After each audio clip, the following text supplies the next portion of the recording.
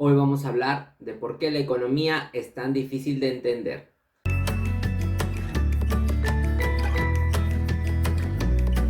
La economía como tal es una ciencia social que estudia los recursos, básicamente la optimización de los recursos, teniendo en cuenta que los recursos son limitados y las necesidades son ilimitadas. Ese concepto queda bastante bien y habla básicamente de lo que consiste mi carrera, pero no es del todo completo, o no es del todo completo a la hora de que nosotros podamos entenderlo.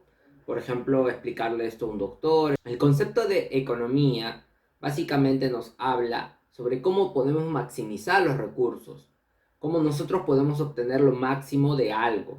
Y realmente es algo muy relativo, teniendo en cuenta que, por ejemplo, un producto se puede utilizar para muchas cosas. No es por nada, el silicio lo utilizábamos antes, cuando éramos cavernícolas, para pintar. Y ahora lo utilizamos para las tecnologías, como están en tu celular o en una computadora. Imagínate.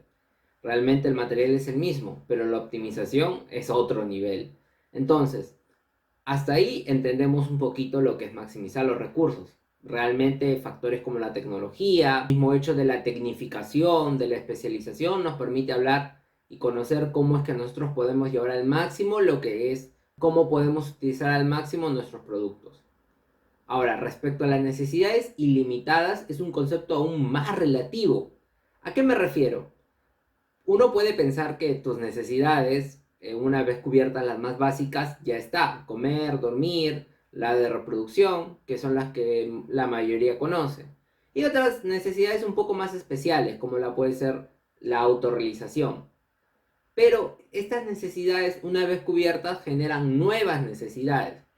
¿A qué me refiero? Una vez tienes tu celular, necesitas tus datos, ¿no? El internet para poder utilizarlo. Y eso se renueva constantemente.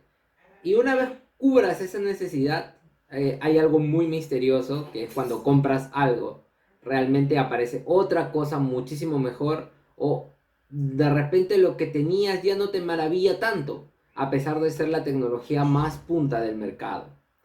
Entonces, bajo esos conceptos, podemos decir que la necesidad, una vez cubierta, genera una nueva necesidad. Y aparte, lo de necesidad ilimitada también se refiere al hecho de que tú tienes la capacidad de generar humanos ilimitadamente. Como tal, tú te puedes reproducir, entonces ahí generas nuevas necesidades. Y una vez eh, cubierta esa necesidad, se van a formar más y más y más. Hasta ahora los humanos seguimos en constante crecimiento. Es más, había un economista, Malthus, decía que las personas crecían geométricamente mientras que los recursos crecían aritméticamente, lo cual, bueno, después fue errado, pero más o menos así de extraordinario te puedes hacer la idea, ¿no? Las cosas que nosotros podemos consumir y utilizar constantemente son más, más y más. Lo otro que quería hablar era relacionado al dinero y la economía. El concepto de dinero lo tenemos como algo raro que no se alcanza a entender del todo. Me refiero en el sentido de que el dinero, ¿de dónde viene realmente? Que es algo que vamos a ver después. Pero primero centrarnos, ¿qué es el dinero? El dinero, aparte de ser billetes y monedas, representa algo que está respaldado por la capacidad productiva del país. Antes era el oro. Antes el Banco Central de Reserva de tu país tenía una reserva reflejada del dinero que tenía impreso respaldado por oro. O sea, se imprimió una cantidad de billetes respaldada en la cantidad de oro que poseías. Pero eso ya dejó de ser así hace muchísimo tiempo. Luego estuvo respaldado por dólares, que también dejó de ser así hace mucho tiempo. Y ahora el dinero está respaldado básicamente por la cantidad que puede producir un país y que está en circulación. Lo cual hace que tu moneda básicamente esté respaldada en nada.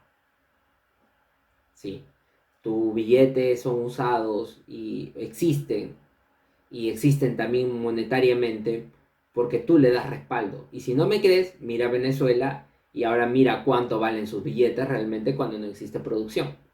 Hablando de esto, vamos a ver qué le da valor al dinero. Cuando tú tienes tu billete o tu moneda, esas están respaldadas por la capacidad productiva del país, como lo he mencionado. Pero la capacidad productiva del país se refiere a los bienes y servicios finales.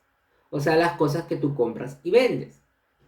Y esto está respaldado por la capacidad productiva del país. O sea, el país produce cierta cantidad de bienes y servicios. Si el siguiente año son más, entonces se podrá emitir más billetes y monedas.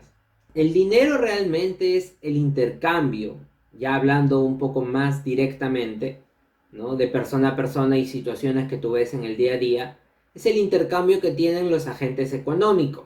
Y los agentes económicos son tres. Son las familias, las empresas y el Estado.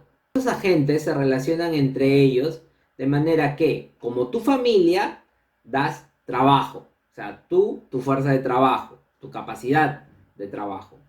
Las empresas dan bienes y servicios y el Estado se encarga de regular esta actividad.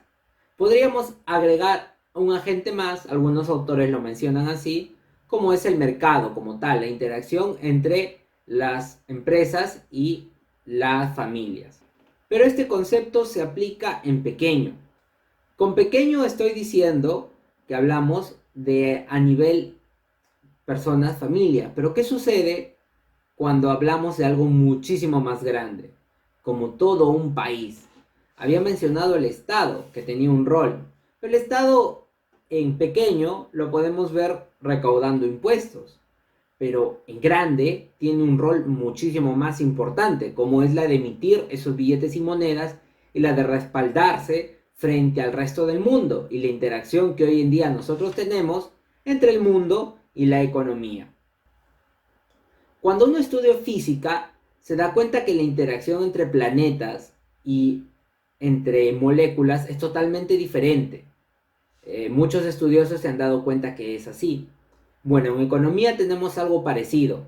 La ciencia que se aplica para los pequeños agentes económicos o los agentes económicos, la economía se divide en dos: la micro y la macroeconomía.